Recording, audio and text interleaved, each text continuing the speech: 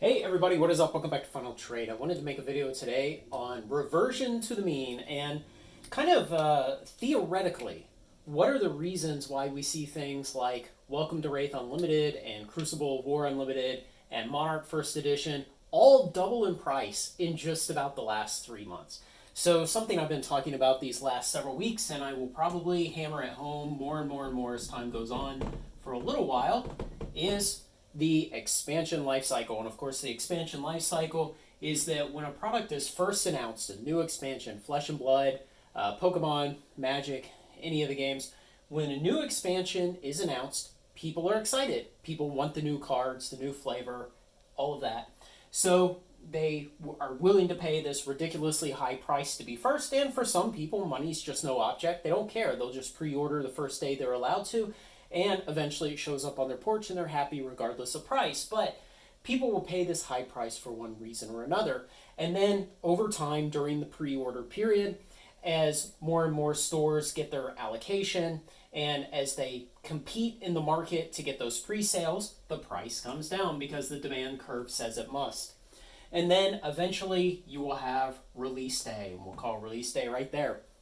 And what happens on release day, everybody starts getting product in their hands.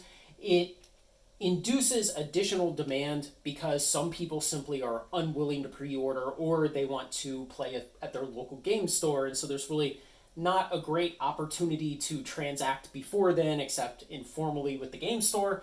But what will happen is after release, the price will continue to come down, it'll level off, and it'll kind of be flat-ish for a while, and then one day in the future it goes out of print. And now, of course, this level area in here, in reality, it has some turbulence to it. It's affected by things like, when does the second wave arrive? How big is the second wave? Are there great chase cards? Is there too low of a supply of something? Maybe you could have a situation where there's some particularly great synergies and that actually drives more or less sales of a box during its in-print lifetime. You can imagine all kinds of reasons why this line will not be exactly flat, but it'll generally have this shape. Then the product goes out of print. After it goes out of print, back rooms at card stores are still full of it. Amazon is still full of it. WotC still has plenty. Distributors still have it. And so for a while, you have to burn through the supply. And sometimes what you'll see is a very slight upward angle on the price right after it's gone out of print, because there's always those people who say, I'll buy it a little later. I'll buy it a little later. I'll buy it a little later. And then one day they see it goes out of print and they panic and they say, oh, the opportunity is ending. And so they'll go ahead and buy it, and that'll drive the price up a little bit. But ultimately what you're waiting for is the supply to tighten. You're waiting for most card stores to sell through the amount that they would like to get off their books and for the product to become more scarce. And ultimately when that happens, it starts to go up more steeply. Now, don't get too hung up on the exact angle of these curves. This is just the general shape of the expansion life cycle. And it can be affected by a lot of things and have slightly different exact shape based on other conditions. Now, what might those other conditions be? Well, let's take the most general other condition. Okay?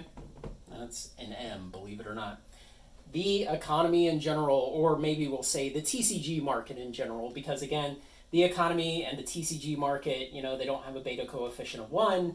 They'll move sometimes more or less in step, sometimes they'll move out of phase, but you can have these situations where in the regular economy, you're just bopping along. It's flat.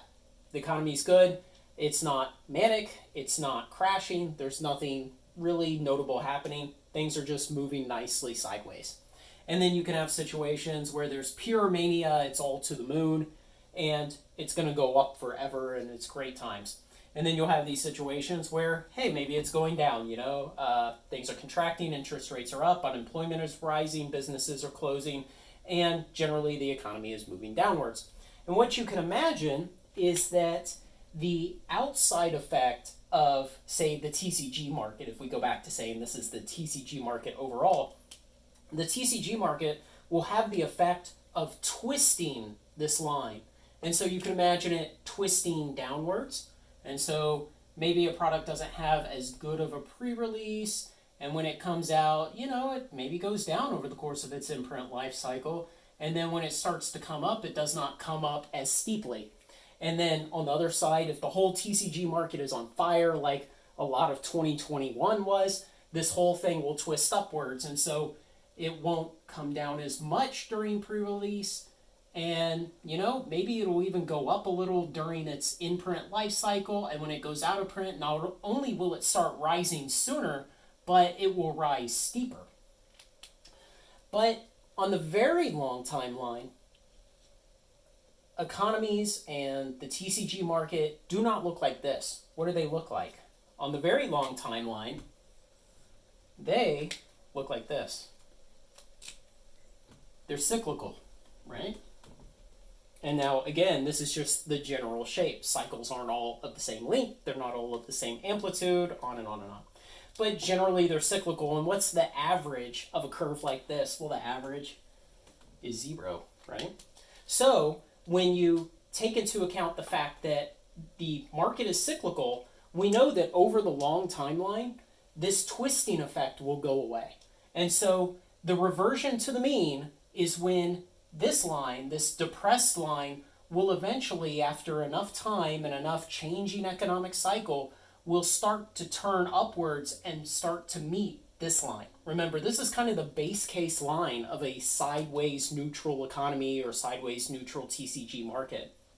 And likewise, when you've had a really bearish or really bullish twist of this expansion life cycle, and it's way up here, well, on the long timeline, it's going to kind of get pulled down towards this. And that's what we're seeing right now. So what we've seen in the last few months is all of these flesh and blood sets going up in price. We've seen products like Strixhaven collector boxes suddenly jump up in price. And I think we're going to see a lot more of it. Things like Modern Horizons 2 collector boxes are way too cheap. Ikoria booster boxes, Throne of Eldraine booster boxes, all of things like that. Right now, their prices in the market are still, somewhere around here. Okay, let's just pick a point here. But how far out of whack are they from the mean, from the long-term expectation of where they will go?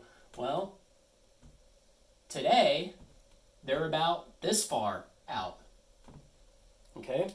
And this is where you can front run the market. This is where I've been saying for the last 14 months now, all flesh and blood is underpriced. It's because we were in this twisted down version of the expansion life cycle, and it's obvious to people who have been investing long enough that markets do this on the long timeline.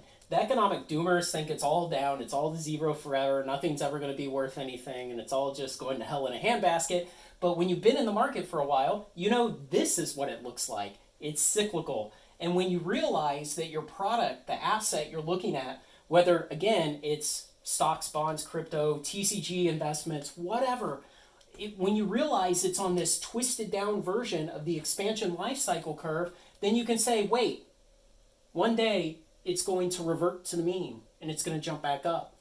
And when a critical mass of people see that, that's when the price starts to move really fast. And something I showed in my March sales data video for Flesh and Blood was that people were stepping in and they were realizing more and more that Tales of Aria first edition and Everfest first edition boxes were on this curve, and that imminently more and more things are going to start twisting upwards because in general the TCG market is leveled off and it's starting to rise, and the rising tide will lift all boats. We're moving into this kind of line here. And so all of these things that have had their kind of TCG expansion life cycle curve twisted downwards over the last 12 months, we might call it, are all going to start twisting back up towards the mean. And you have to be aware too of what will happen when we get into a bull market here, because say 6, 9, 12 months from now, when everybody's going manic and they think that every card that's printed is going to the moon and we can grade everything again and it's all going to be awesome, we'll be on this line. And you have to be careful there. It's actually kind of harder there. It's easy to be an investor in a bear market because you get discounts on everything and then you get to make this difference when the market reverts. But in a bull market, it's a bit harder because you do have to actually step in and buy stuff at some point. You can't just wait forever and then miss everything. So you have to buy something, and what will happen is say you buy it right here. Well, it means that eventually when this red line twists back down to the mean and it reverts, you've basically lost this much time of having your money invested. So you give up the opportunity of that time period horizontally on this plot. So it stinks, but you have to actually invest money at some point. This is how all assets work. And in a bull market, yeah, you'd kind of rather always be in a sideways market or a down market as an investor, because like I said, it's easiest to make money in those markets. But we're going to head into this sometime, again, 6, 9, 12, 15 months from now. Things will be like this, and I'll be reminding people to just be aware that you're going to have these kind of conundrums here where you have to decide what to do. You either have to pay too much money, or you have to give up some opportunity or some potential time for your investments or something like that, or you just have to endure periods where the value of your assets moves sideways over moderate periods of time, say 6 to 12 months. But this is why this reversion of the mean is why we're seeing things like these giant pops in Flesh and Blood. We're seeing these giant pops on products like the Strixhaven collector boxes suddenly going up like 25%. And we're just going to continue to see it because we're at the beginning of being in this line of the rising tide lifting all boats. It's going to go on, and there's a lot more products out there that are way too cheap today. Like I said, Ikoria booster boxes, Throne of Eldraine booster boxes, probably Kamigawa collector boxes are still too cheap. I definitely think Modern Horizons 2 collector boxes are too cheap.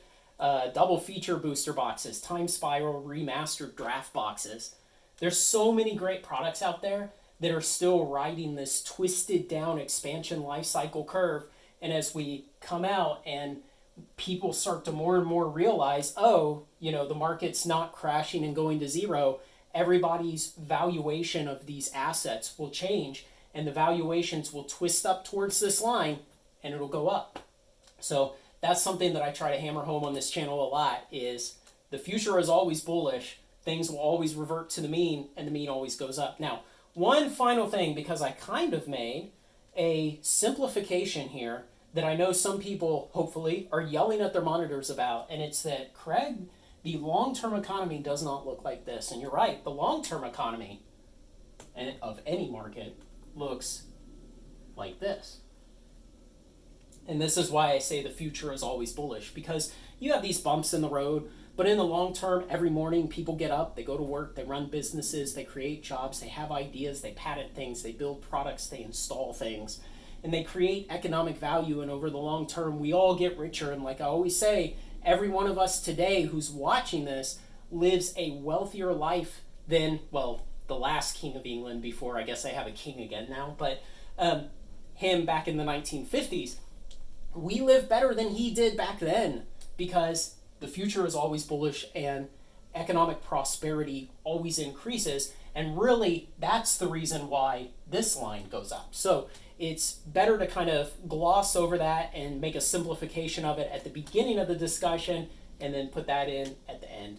So let me know what you think, guys. Hopefully I've spent the last 14 months really trying to pound the table about Flesh and Blood, that we were on this low curve, and it was even more rationally low, because you don't just have the overall market affecting it. You can have additional twists in the curve from things like people's attitudes.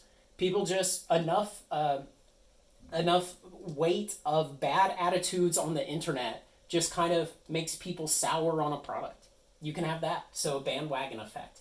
You can have other things like, maybe Channel Fireball hid 50 or 60 pallets of Monarch First Edition and pretended like they didn't exist, and that'll twist the curve upwards artificially for a while until it reverts to the mean.